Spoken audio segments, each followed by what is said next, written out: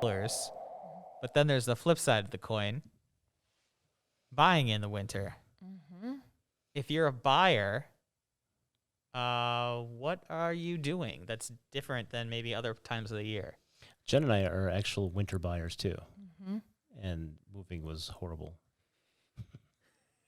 because it's cold.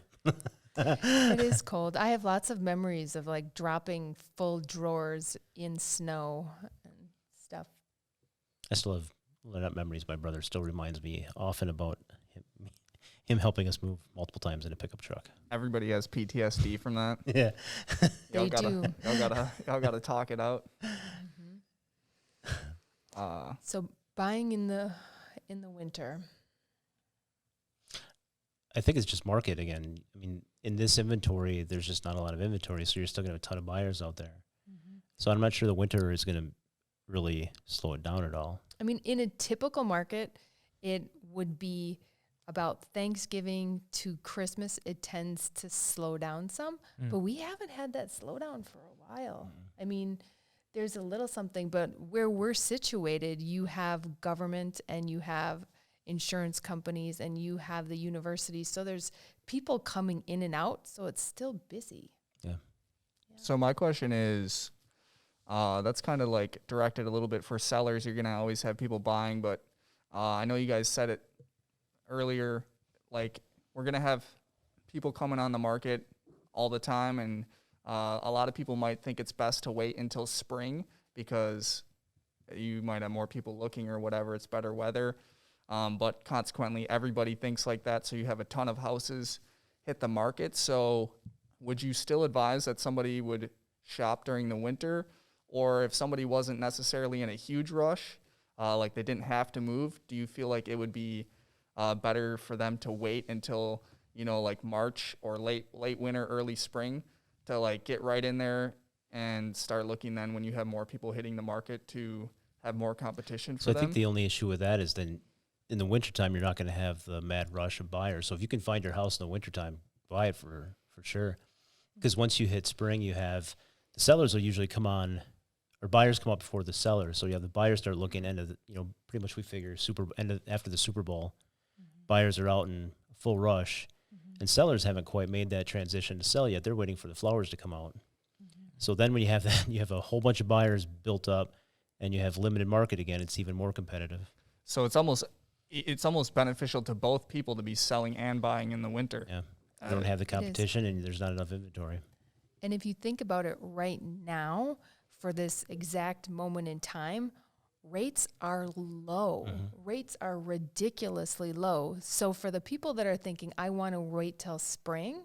Don't know what rates are going to do. You don't know what rates are going to do. And the rates are being held down a bit because of all of what's going on in the world. So as things start to cure up, or like we get vaccines and I guess cure up is actually probably a thing. Hashtag cure up. Yeah, let's cure up, get some vaccines. For real, hashtag cure up. So, but when that happens, rates are likely going to go up and then buyers' buying power goes down. So if I'm thinking about buying, now is the time, really. And when are rates going to be this low again? Remember saying that years ago?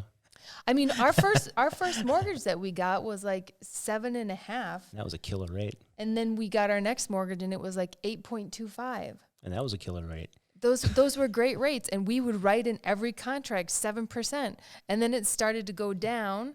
And then it's really interesting when rates go back up a little bit, all of a sudden people sort of like freeze and they stop and they don't do anything for a minute.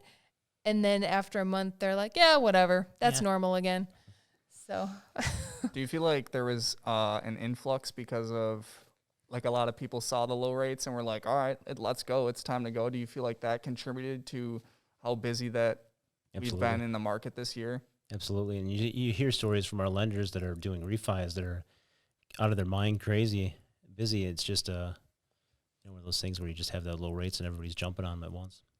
And I think there's also a lot of people that are, now that they have the potential to work from home, they're like, you know what? I don't need to live by work. I'm going to go live where I want to live. And we're seeing a lot of people that are just like, yeah, I'm going there. It's like, all right, done. Let's do this. especially with as low. I mean, we've had clients now that are buying down the rates even more. So we have clients now that are getting interest rates at 2.5. Just unbelievable. Yeah, it's ridiculous. year from It's now, like we'll say- free money. A year from now, we'll be saying 2.5 was ridiculously high. Yeah, I don't know that we will. I was gonna say maybe, but I don't know. That's pretty low. The interest rate is -12. They will pay you. That's a thing, though, isn't it? In Japan, don't they have negative interest rates? No idea. I think Let so. me get in on that. I think it's, We're gonna No, be I- investing in Japan, y'all. I think Jake's making stuff up. Right. I'll Google it. I've heard the term negative Just interest like rate. the giraffes, we would like to Google that, please, Jacob. We want that on the screen. Oh man, yeah, that would be Well, nice. Okay, all right, hold your horses. I think you're making stuff up. I make stuff up, but Yeah. that's just for entertainment You value. could do reverse mortgages. How would that even like? How do you even get a negative interest There rate? is, what Like does it say? your credit is so good that they're It just says like. we need It glasses. says a negative interest rate environment occurs when the nominal interest rate drops below 0% for a specific economic zone. This effectively means that banks and other financial firms have to pay to keep their excess reserves stored at the central bank rather than receiving positive interest income. Is that related to real estate, though? I don't know, but I know it's a term. Don't ask every question in the book. I'm just a video guy.